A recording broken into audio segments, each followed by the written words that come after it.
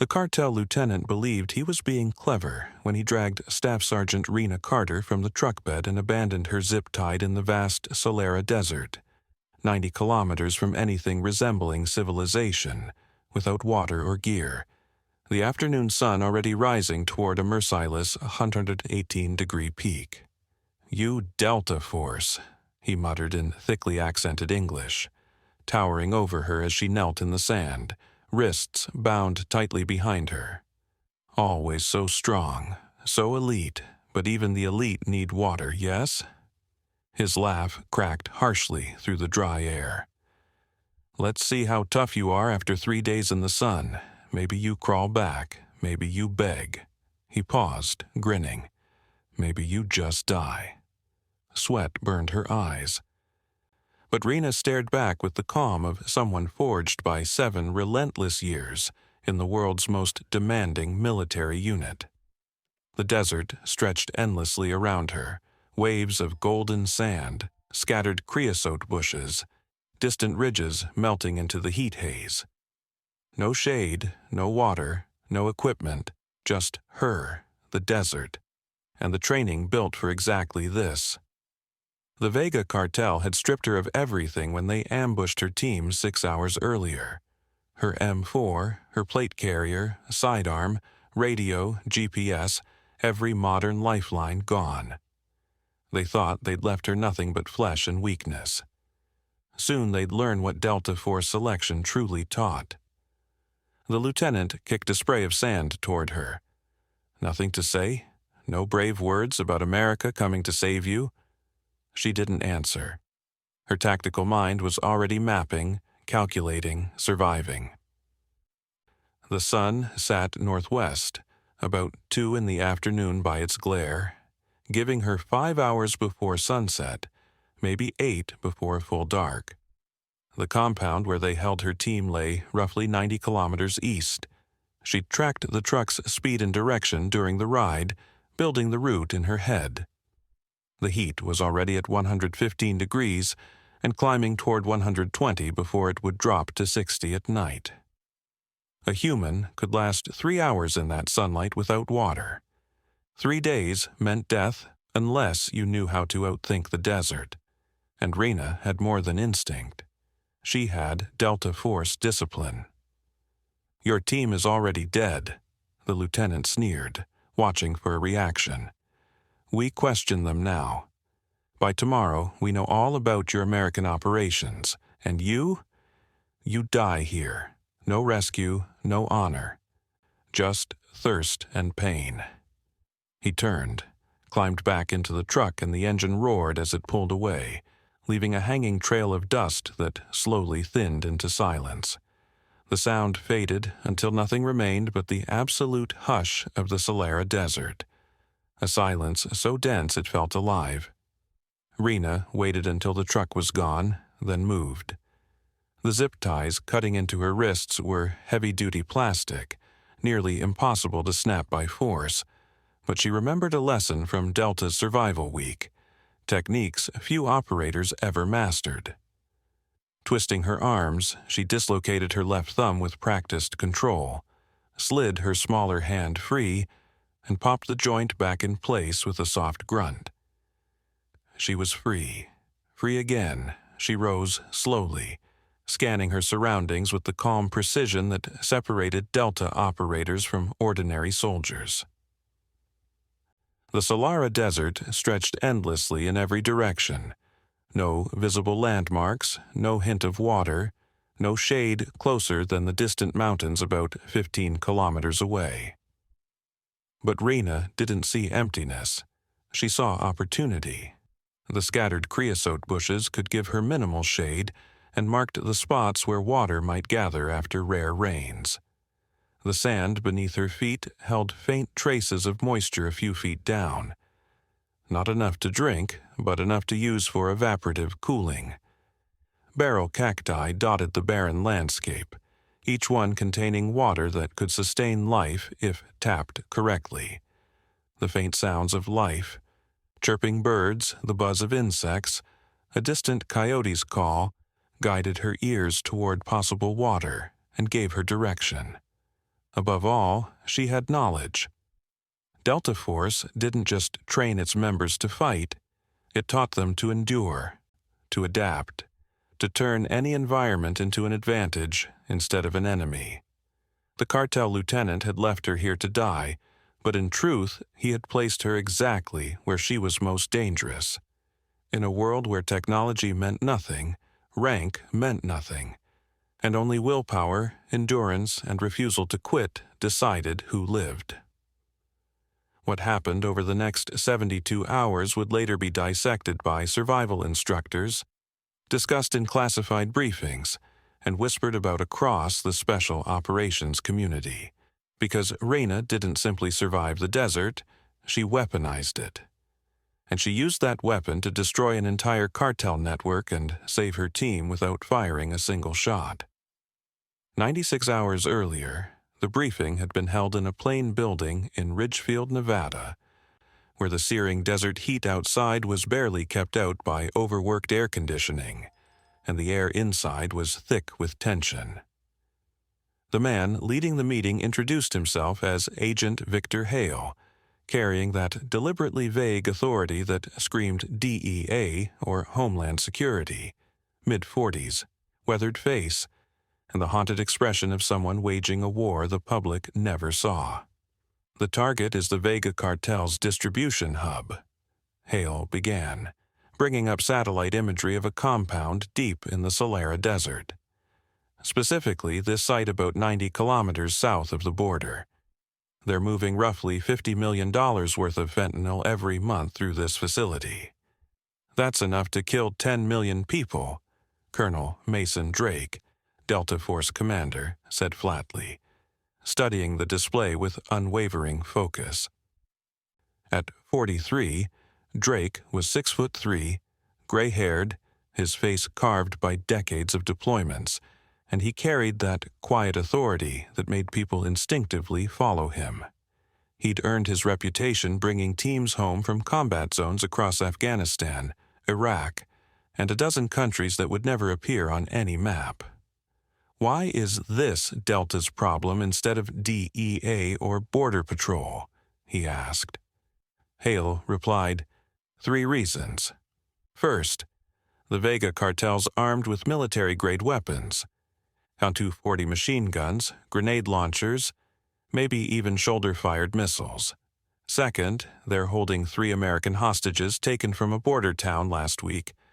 And third, intelligence indicates hardened defensive positions that would cause heavy casualties for a conventional assault. So, you need us to do the impossible, came a calm voice from the second row, Staff Sergeant Rena Carter, matter of fact, not cocky. At 28, she was the unit's youngest operator and one of only 3 women ever to pass Delta selection.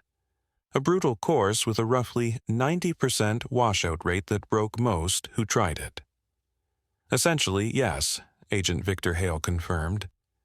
We need surgical precision, minimal casualties, hostage rescue, and drug interdiction. The kind of mission Delta exists to execute. Staff Sergeant Eli Torres, the team's heavy weapons specialist, leaned forward. What's the security picture? He asked. About 30 to 40 cartel fighters, all armed with military kit, some battle-tested, Hale replied. They operate in shifts, hold prepared positions, and will fight rather than flee.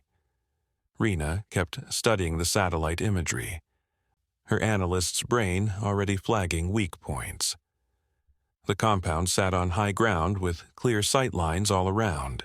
Sneaking in unseen would be nearly impossible across the flat desert, and the hardened positions Hale described had the look of someone with military engineering experience. "What's the water situation?" she asked, an odd question that drew a few sideways glances. Hale pulled up higher resolution images.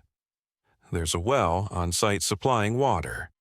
The surrounding terrain was classic Solera Desert. Bone-dry, daytime temps over 115 degrees, sparse vegetation. Anyone operating there needs constant hydration, Rena observed, which means their defensive rings are tied to that water source, They can't range far without returning. Correct, Hale said, which is why we're planning a night insertion when the temperatures drop and the risk of heat casualties falls. After the briefing, Rena methodically worked her kit, the meticulous routine that had earned her the nickname Professor among teammates. Her M4 was stripped, cleaned, and reassembled with practiced hands. Her gear was laid out so she could find anything in total darkness by feel. Colonel Mason Drake found her in the team room. "You worried about the desert?" he asked. "I'm worried about everything, sir. That's why I'm still breathing," she replied without looking up. "But yes, the desert is a factor. Extreme heat, little cover, and few water points. If the approach goes wrong, heat casualties will be severe. We're inserting at night to avoid that." "Sir, with respect, night in the Solaris still runs 80 to 90 degrees in summer, and we'll be lugging 60 pounds across rough ground." "Even at night, dehydration matters," Drake said quietly, his voice measured. "You grew up in Arizona, didn't you?"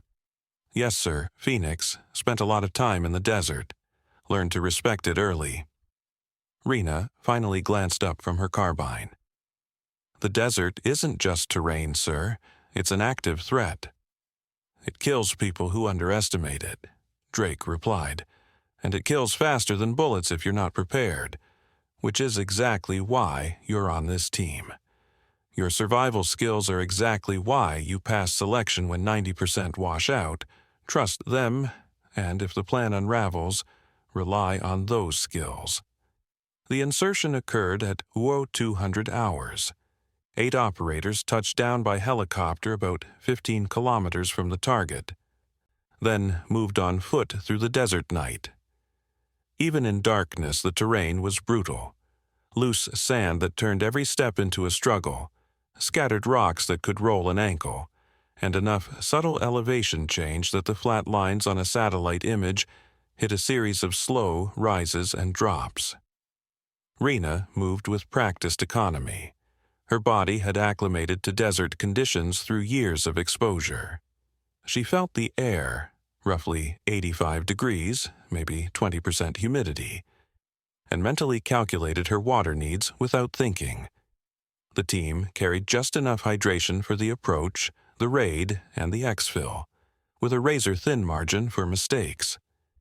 They reached their observation post at 0445, slipping into hide positions that gave clear sight of the compound while keeping them concealed from routine patrols. Through night vision, Rena could pick out the facility, 3 main buildings, prepared firing positions with machine guns, and guards rotating on schedule. "Sniper 1 in position," she reported, low and steady. Her role was overwatch. Take out sentries, cover the assault element's approach, and lay down suppressive fire if things erupted. "Copy Sniper 1, Mason Drake's voice answered, calm and controlled. "Hold position. Assault element moving to breach point." The plan was simple. Wait for the 600 guard change that opened a short window, then hit fast to secure hostages and neutralize threats. Rena's job was to keep the alarm from ever sounding. At 0537, everything unraveled. A cartel patrol, one not shown in the intelligence, stepped out of a gully the team hadn't accounted for and walked straight toward the Delta positions. Close enough that avoidance was impossible. "Contact front," Eli Torres' voice crackled as gunfire lit the night. Muzzle flashes cut through the darkness. Surprise was gone and chaos took its place. The compound exploded into motion. Lights flared, alarms screamed. Cartel fighters poured from buildings with weapons ready. What should have been a precision strike turned into a desperate firefight. "Fall back," Drake ordered, his command voice slicing through the noise. Abound and cover withdrawal, but that meant crossing open ground under fire. Rena laid down covering fire, her M4 finding cartel fighters who tried to chase. There were simply too many of them.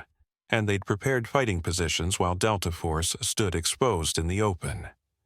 "We're getting flanked," Sergeant Ava Morales, the medic, called.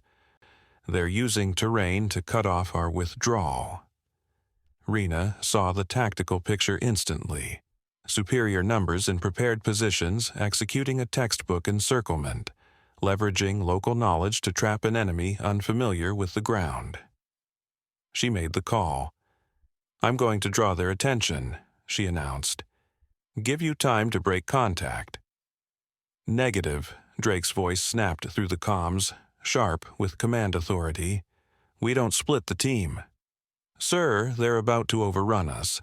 Either I draw fire or we all get captured," Rena shot back, already moving, firing short bursts as she displaced north, away from the team's retreat path.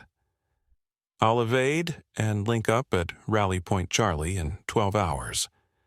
"Rena, that's 90 kilometers through hostile territory in broad daylight," Drake warned. "Yes, sir," she replied, calm but certain.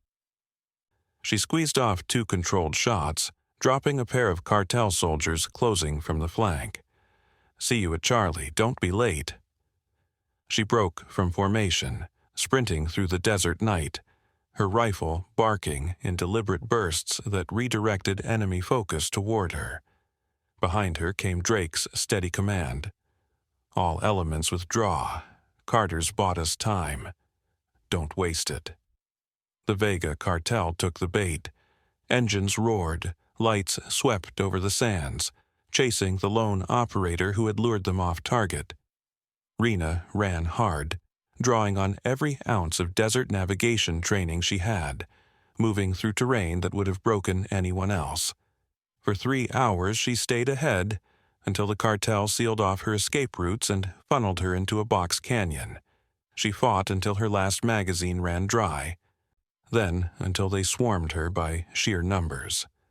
They stripped her of everything: weapon, vest, comms, gear, bound her hands, and threw her into a truck bed for transport. That's when the lieutenant made his fatal mistake.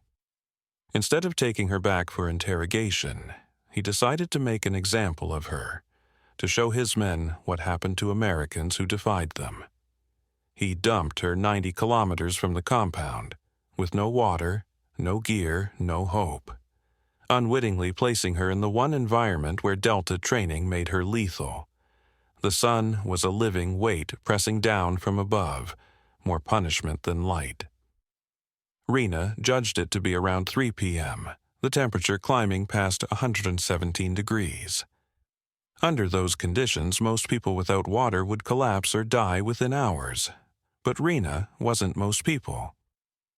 Delta selection included a phase called Survival Week, 7 days of pure isolation where candidates were dropped into hostile terrain with next to nothing and told to endure.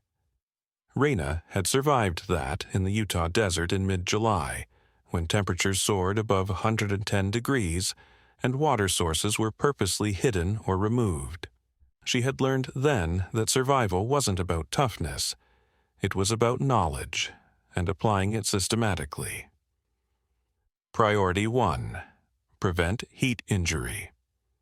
She was already sweating heavily, losing fluids fast. Direct sunlight would push her to collapse within the hour. She moved toward the nearest creosote bush, its deep roots hinting at underground moisture. The shade was thin, but every degree mattered.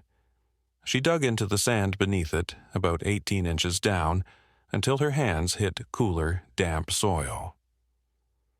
Peeling off her uniform top, she left only her undershirt and buried the outer layer in the moist sand. The fabric absorbed enough water to become a crude cooling wrap. 15 minutes later, she pulled it out, slipped it back on, and felt the faint but vital chill against her skin.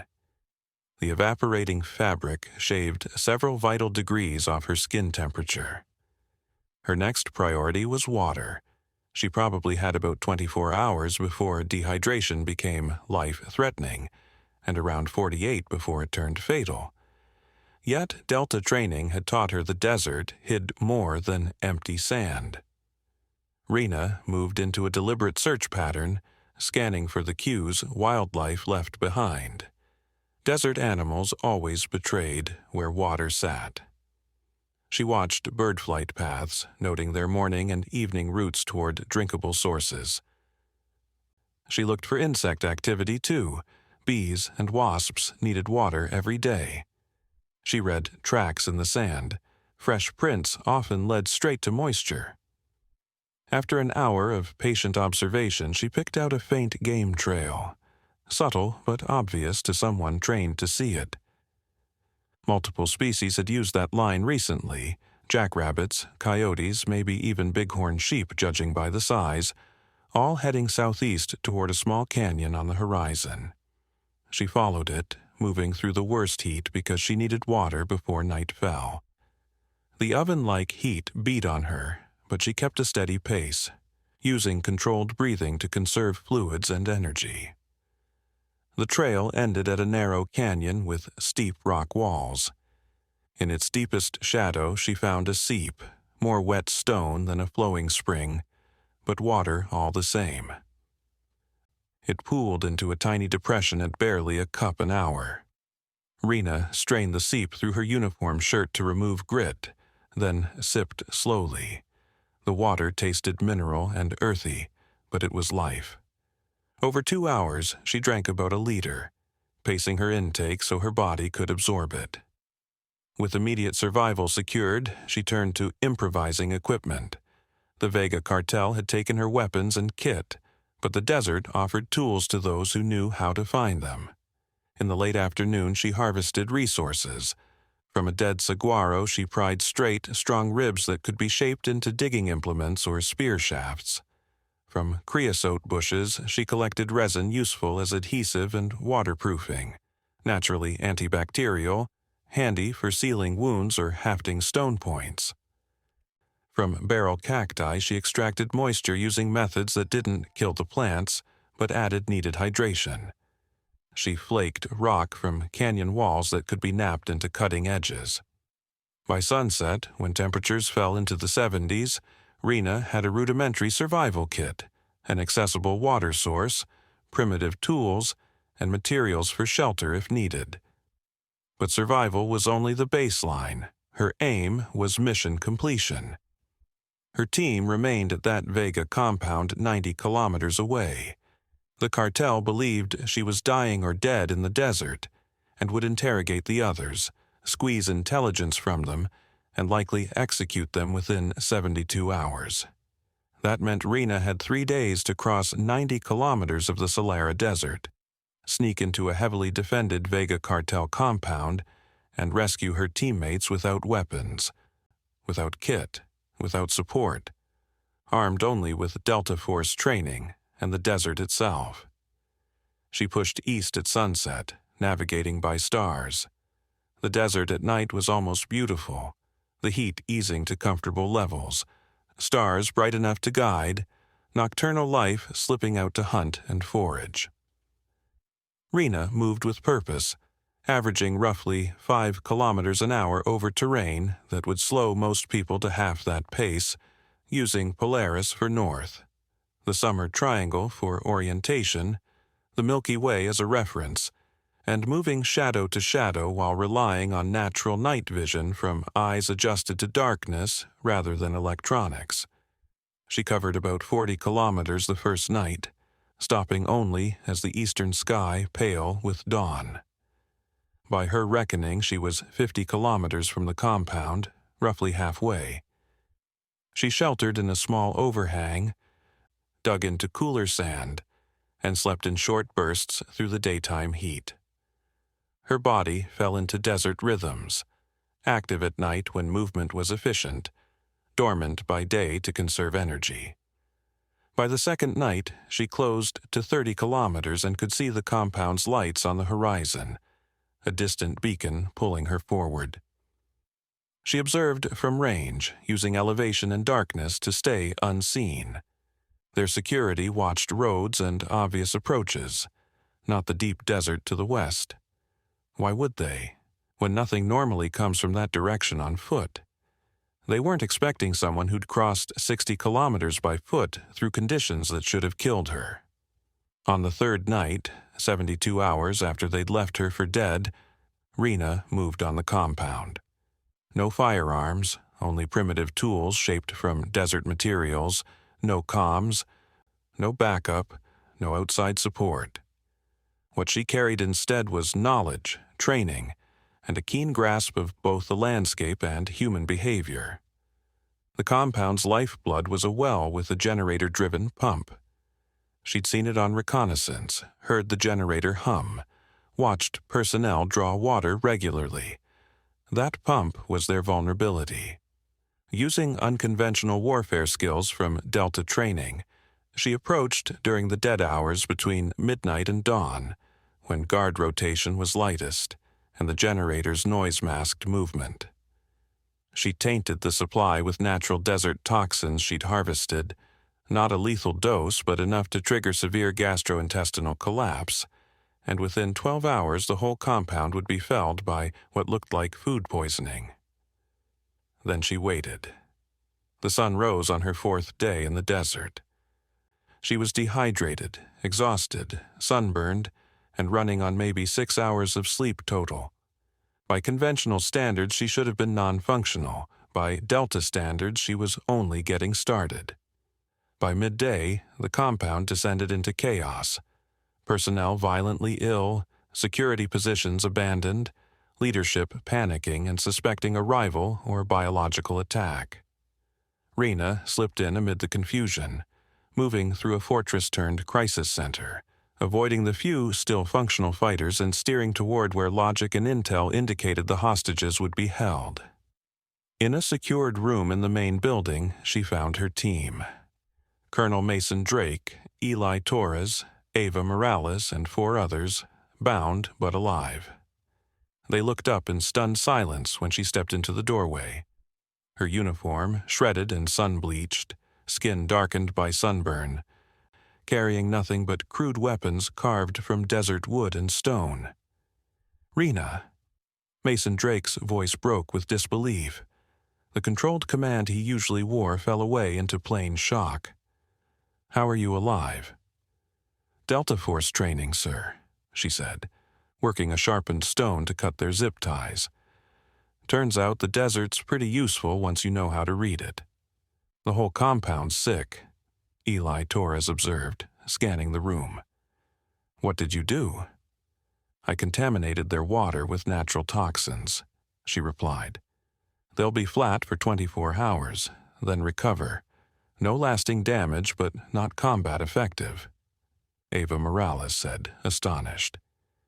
"You took down an entire cartel compound by poisoning their water?" "Using desert plants, field knowledge, and the fact they rely on that well," Rena answered as she freed the last teammate. "We need to move before they bounce back. There are trucks in the motor pool. Grab one and head north to the border," Drake ordered. "You're insane," Eli said, but the grin on his face betrayed approval. "Completely insane." "I love it," Rena said. The escape was almost anticlimactic. They walked unopposed through a compound too sick to fight, seized a truck, and drove north across the desert. By the time reinforcements rolled in, the team was over the border and headed to debrief. The debriefing lasted 3 days of questions about survival, methods, and how she'd infiltrated the compound without weapons. "You contaminated their water using natural desert toxins," one analyst read from her report, incredulous. "That's chemical warfare." "Not chemical warfare. Tactical use of natural resources," Rena corrected. "Everything I used grows naturally in the Solera Desert. I just know which plants carry which compounds and how to extract them." "Where did you learn that?" they pressed. "Delta Selection Survival Week, plus growing up in Arizona," she said. "I learned which plants are dangerous, which are useful, and which hold water or medicines. You crossed 90 kilometers in 3 days through desert heat with no equipment." 70, she answered. "I was already 20 kilometers from the compound when they dumped me." That's still remarkable. That's training, Rena replied. And Delta Force doesn't just teach you to pull a trigger, it teaches you to endure, adapt, and finish the mission, even if you have to neutralize an entire compound without firing a shot by turning the environment against your enemy. It's asymmetric warfare, knowledge used as a weapon. 2 weeks later, Rena stood in dress uniform to receive the Distinguished Service Cross. The citation praised extraordinary ingenuity and tactical innovation, resulting in mission success despite being stripped of all equipment and abandoned in a hostile environment. But it didn't and couldn't spell out the full techniques. Those remained classified. Military survival instructors were already folding her methods into advanced courses, and special operations units studied how she'd converted environmental knowledge into operational advantage. She proved that an operator's most dangerous tool isn't a rifle or kit, but training and the refusal to accept any situation as impossible. Not long after, Rena found herself in the Australian outback not as a deployed operator but as lead instructor for a joint survival course with Delta Force, SAS, and JTF-2. The Red Desert ran to the horizon, different from the Solara but equally unforgiving to the unprepared. The desert isn't your enemy, she told the gathered veterans who'd spent decades in the field but came to learn her techniques. It's neutral. It will kill you if you're ignorant, but it will sustain you if you're knowledgeable. Everything you need to survive exists in every environment.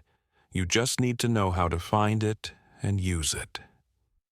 She pulled up non-classified photos from her ordeal, general imagery of Solara terrain, not the operation's sensitive details, and pointed, "This is where I spent 4 days after being left for dead with no equipment." They thought abandoning me there was a death sentence. Instead, it was the place where my training mattered most. How much of survival is physical versus mental? An SAS operator asked with a British accent. Wrong question, Rena shot back. Survival isn't physical or mental. It's knowledge applied systematically. Your mind identifies resources.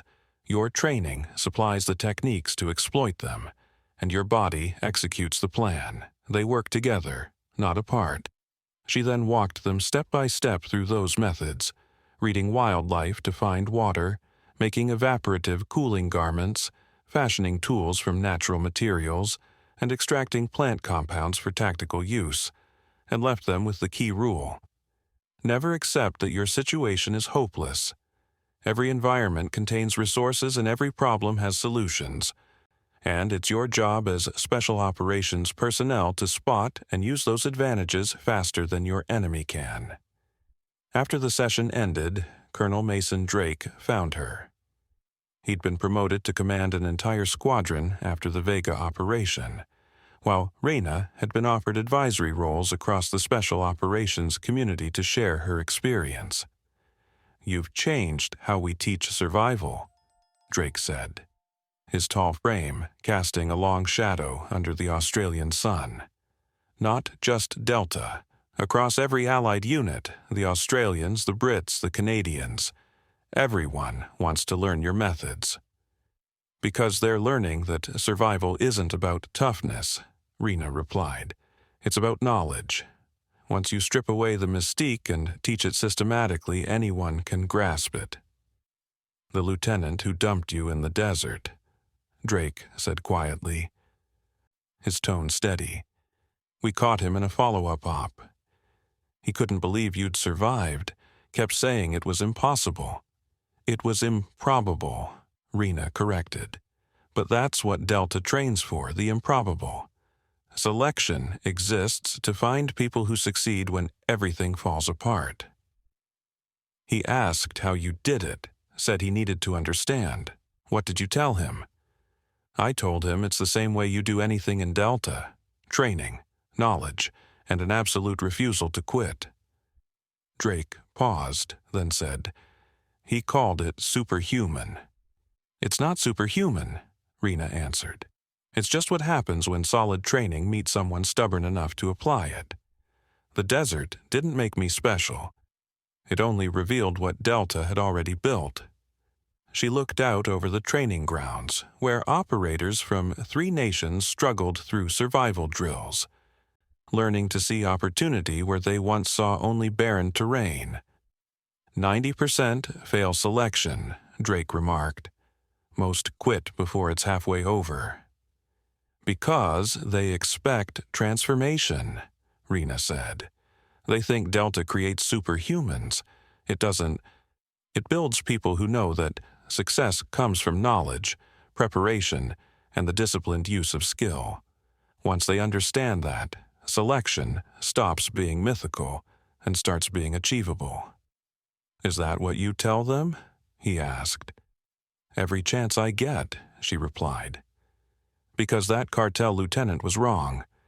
What I did in the desert wasn't superhuman, it was entirely human, just trained beyond what most think possible. 3 months later, Rena deployed again, this time to the Kalahari Desert in southern Africa, on a mission that would stay classified for decades. The landscape was brutal, the objectives nearly impossible, and conventional logic said it couldn't be done. But she walked into that desert with her training, her knowledge, and absolute confidence that the environment would give her everything she needed to finish the mission. Because that's what Delta Force really teaches. Not that you're superhuman, but that with proper training and the refusal to quit, the impossible simply becomes difficult. And difficult is just another word for the mission. Thanks for watching. If you enjoyed this story, subscribe to Major Tom's Tales for more incredible true accounts of courage and survival.